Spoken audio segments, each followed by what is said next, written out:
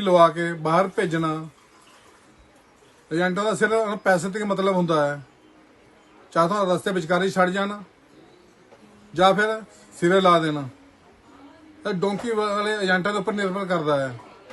ਇੱਕ ਮਾਮਲਾ ਹੈ ਕਰਨਾਲ ਤੋਂ, ਜਿੱਥੇ ਦੋ ਚਚੇਰੇ ਭਰਾ ਕਈ ਲੱਖਾਂ ਰੁਪਇਆ ਏਜੰਟ ਨੂੰ ਦੇ ਕੇ 2 ਨੰਬਰ ਰਾਹੀਂ ਡੋਂਕੀ ਲਗਾ ਕੇ ਵਿਦੇਸ਼ ਜਾਣਾ ਦੇ ਚਾਹ 'ਚ ਸਨ।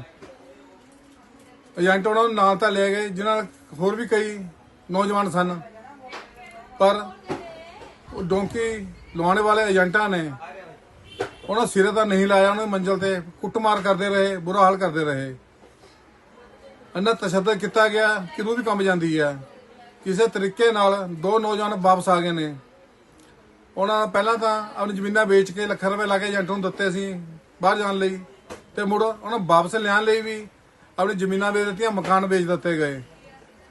ਆਹ ਤੁਹਾਨੂੰ ਸੁਣਾਉਂਦੇ ਆ ਕਿੰਨਾ ਤਸ਼ੱਦਦ ਕੀਤਾ ਜਾਂਦਾ ਹੈ ਡੋਂਕੀ ਲਵਾਉਣ ਵਾਲੇ ਏਜੰਟਾਂ ਵੱਲੋਂ। ਕੀ ਹਾਲ ਹੋ ਰਹੇ ਨੇ ਨੌਜਵਾਨਾਂ ਦੇ ਬਾਹਰ, ਕਿਵੇਂ ਰੁਲ ਰਹੇ ਨੇ ਵਿਦੇਸ਼ ਜਾਣ ਦੀ ਲਾਲਸਾ 'ਚ। ਰੂਹ ਕੰਬਦੀ ਹੈ ਜਦੋਂ ਆਪਣੀ ਕਹਾਣੀ ਦੱਸ ਰਹੇ ਨੇ।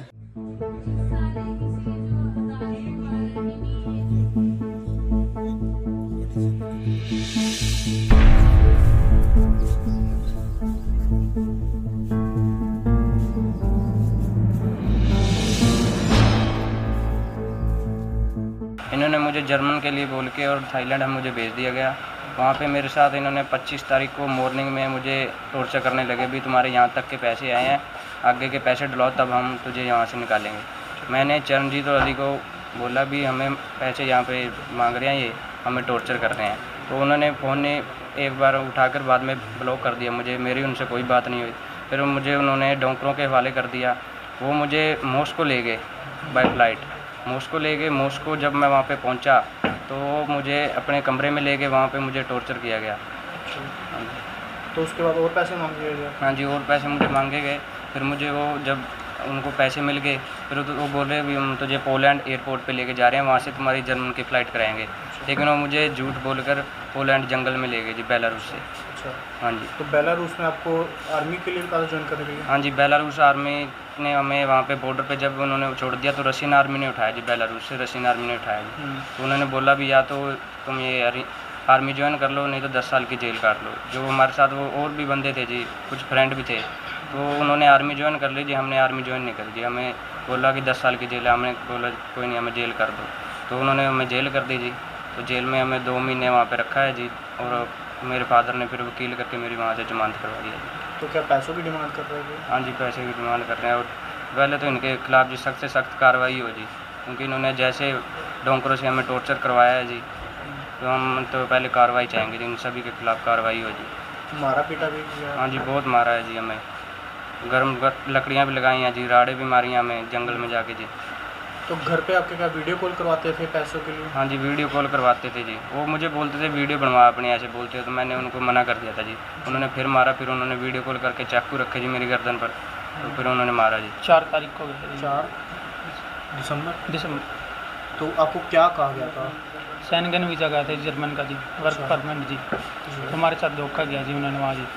यहाँ से थाईलैंड भेजा जी, थाईलैंड से उन्होंने रसिया भेजा, रसिया से मॉस्को ले गए जी।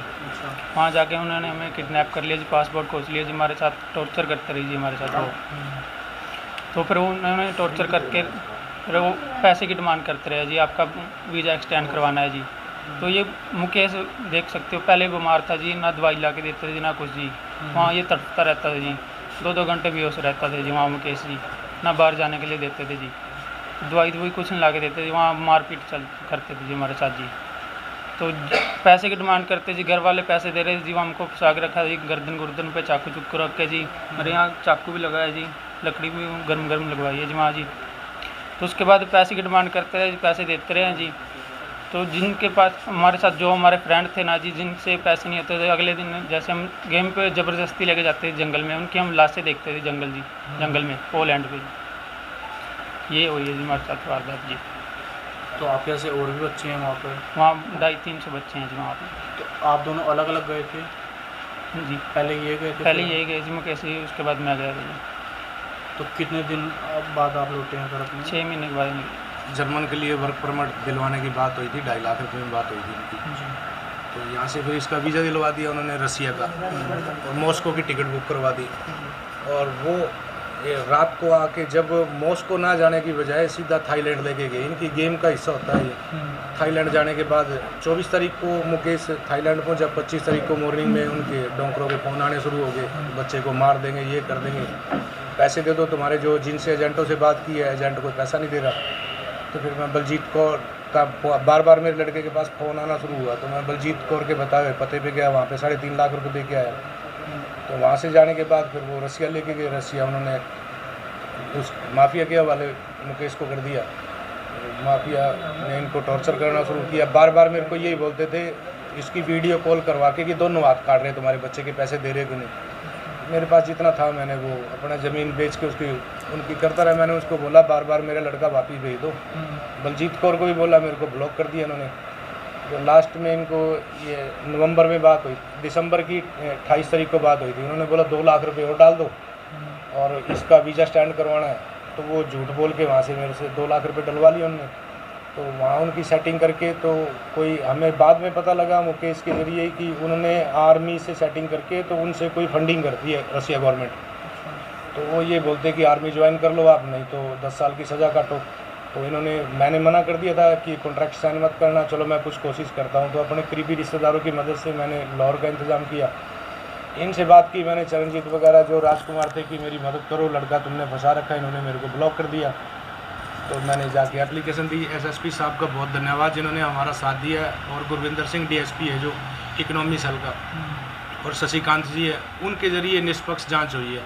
उनको ज़्यादा प्रेशर आने की वजह फिर इन्होंने बताया कि तुम्हारा लड़का जेल में है। तो हमने स्टेटमेंट मांगी कि कोई तो डॉक्यूमेंट दो, जेल में हम निकलवा लेते हैं।